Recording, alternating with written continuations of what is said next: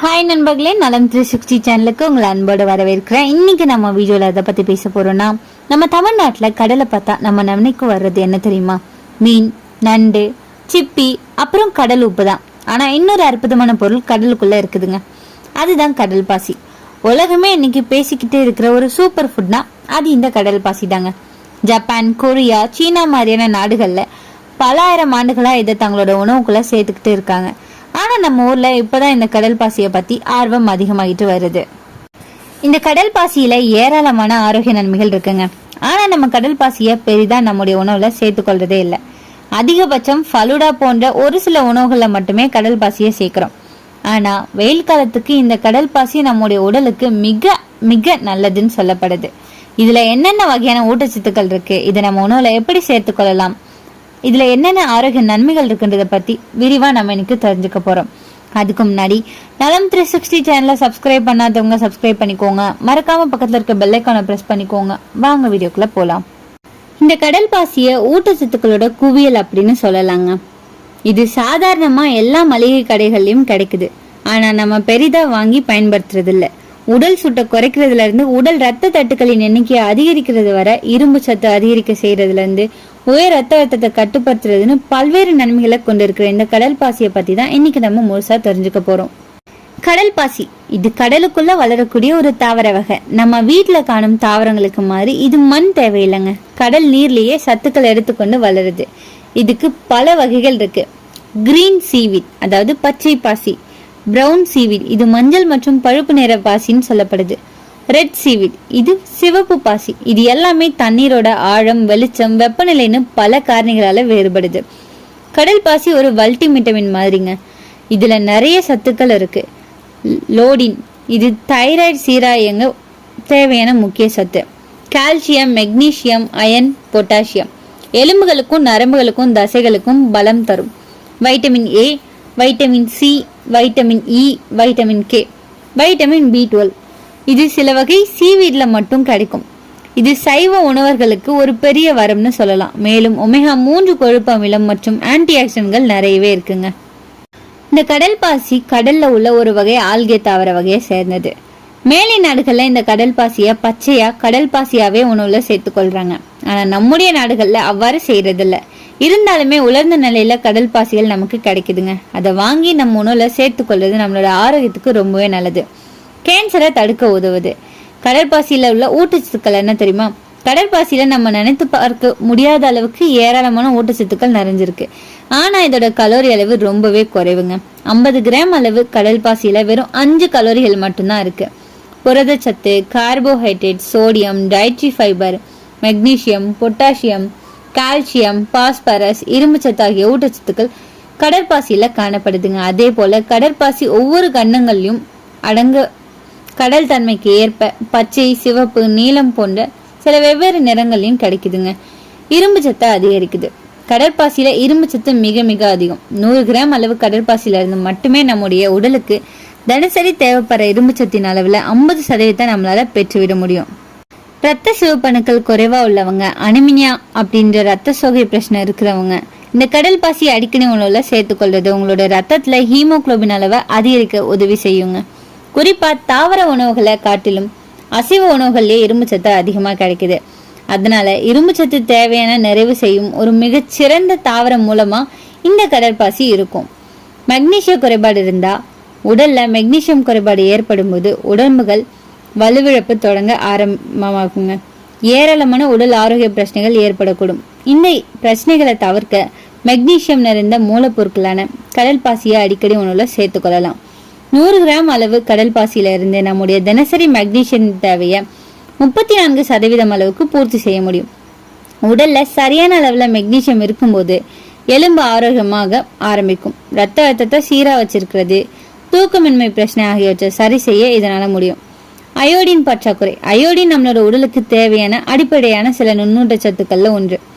குறிப்பா thyroid hormone உற்பத்தியில உடல்ல சரியான அளவு சுரப்பதற்கு சரியான விகிதத்துல நம்முடைய உடலுக்கு அயோடின் சத்து கிடைக்கணுங்க. இந்த கடல் பாசியில அயோடின் அதிகமா இருக்கு. அயோடின் குறைபாடு உள்ளவங்க PCOS பிரச்சனை உள்ளவங்க மற்றும் ஹைப்போதைராய்டு ஹைப்பர் தைராய்டு பிரச்சனை உள்ளவங்க தங்களோட உணவுல அடிக்கடி கடல் பாசியை சேர்த்துக்கொள்ளுங்க. இது சரியான அளவில் தைராய்டு ஹார்மோன்களை சுரப்பதற்கு உதவி செய்யும். நரம்பு சம்பந்தமான பிரச்சனை உள்ளவங்க, பலவீனமான நரம்பு மண்டலம் உள்ளவங்க, அதன் காரணமா வலிப்பு மற்றும் மூளை சம்பந்தப்பட்ட பிரச்சனை உள்ளவங்க கட்டாயமா கடல் பாசியை தங்களோட உணவுல ஒரு அங்கமா வச்சிருக்கணுங்க. இந்த கடற்பாசியில உள்ள ஊட்டச்சத்துக்கள் நரம்பு மண்டலத்தை பலப்படுத்தி உடல்ல ரத்த ஓட்டம் முதல் மூளையின் இயக்கம் வர சரியா வேலை செய்ய போதுமான அளவு ஆற்றலை கொடுக்குது.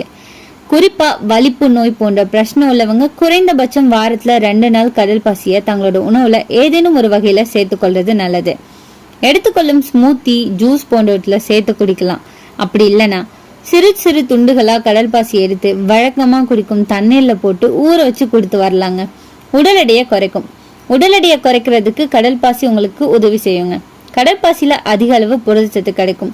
100 கிராம் அளவு கடல் பாசியில இருந்து மட்டுமே 2 கிராம் அளவுக்கு புரோட்டீனை நம்மளால பெற முடியும். அதோட மட்டும் இல்லாம இந்த கடல் பாசியில கரையும் நார்ச்சத்துக்கள் மிக மிக அதிகம். இதனால இதை எடுத்துக்கொள்ளும் பொழுது ஒரு வித நிறைவு கிடைப்பதோட நீண்ட நேரம் பசி எடுக்காம பசியை கட்டுப்படுத்தும் ஆற்றலை கொடுக்குது. உடல்ல வளர்ச்சியை மாற்றத்தை அதிகரிக்க இது உதவி பண்ணுது. உடலை தேங்கையற்ற கொழுப்புகளை கரைச்சி உடலை சரியா எடைய கட்டுப்பாட்டோட வைக்க, தசை உறுதியோட வச்சிருக்க உதவி செய்துங்க. நம்ம உடலுக்கு தைராய்டு ஹார்மோன் ரொம்பவே முக்கியம். அது குறைந்தாலும் பிரச்சனை, அதிகமானாலும் பிரச்சனை. அந்த ஹார்மோன் தயாரிக்க தேவையானது லோடின். அதுதான் கடல் பாசியில பிரம்மாண்டமா இருக்குங்க. அதனால தைராய்டு பிரச்சனை உள்ளவங்க குறைந்த தைராய்டு இது ஒரு நல்ல உதவி பொருள்னு சொல்லலாம். எடை குறைக்க உதவுது. சீவீட்ல இருந்து நார்ச்சத்து வயிறு நிறைவு உணர்வை கொடுக்குது. அதனாலதான் நம்ம அதிகம் சாப்பிட்ற உணர்வு நம்மளுக்கு கிடைக்குது. மேலும் அதுல இருக்கிற சில இயற்கை சத்துக்கள் கொழுப்பு சேமிப்பை தடுக்குது. ஜப்பான்ல பல டயட் ப்ரோக்ராம்ல சீவீட் சூப் சேர்க்கப்படுது. இந்த ரீசனுக்காக தான். இதய ஆரோக்கியத்துக்கு நல்லது. சீவீட் ரத்த அழுத்தத்தை சமநிலை வைக்குது. அதுல இருக்கிற ஒமேகா 3, மெக்னீசியம், பொட்டாசியம் எல்லாமே இதய துடிப்பை சீராக்குது. மேலும் கொலஸ்ட்ரால் அளவை குறைக்குது.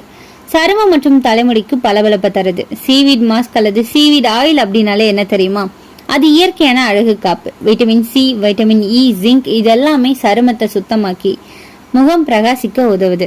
முடிக்கு வலிமையும் அடர்த்தியும் தருது. மலம் கழிக்க சீரா நடக்க உதவுதுங்க.